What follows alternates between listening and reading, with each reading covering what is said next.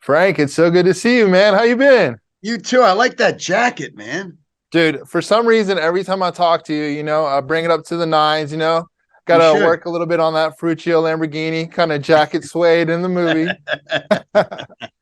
Dude, I'm a car nut. I'm a car guy. I used to have a Lamborghini Diablo poster in my bedroom as a kid, Diablo. Remember that one? That was a great one. dude, it was so good. And I love Yeah. seeing the story play out. I love in the trailer how it talks about when he met up with Enzo Ferrari, and he's trying to give him, some advice, and Enzo's like, go back to your tractor, farmer. And the underdog story, is that what attracted you to this? Because I love this underdog story.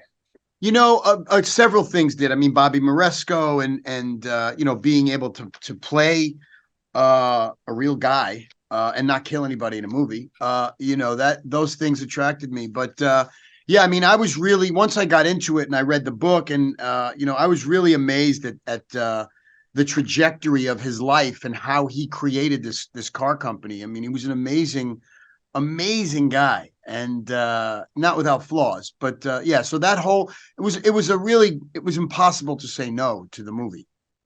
What surprised you most about Fruccio's story as you're starting to dive into this?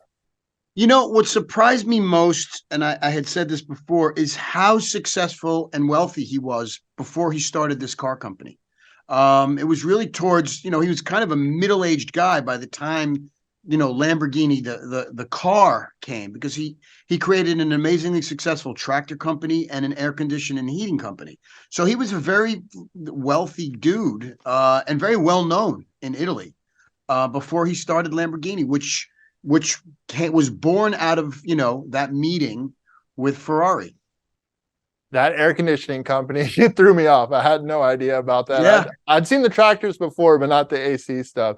What yeah. was it like to film in Rome, especially with the Italian people? Because you being Italian American, I'm sure that meant a lot to them to have somebody like yourself portray one of their icons, really. Yeah, that's a great question, and yes, I mean, Banderas was going to do the movie before me, and great actor, but he's Spanish, and I think me being Italian did add a level of authenticity, to the role, to the character, and it helped me a lot because I saw a lot of similarities with being in Rome and being around Italians and listening to Italian.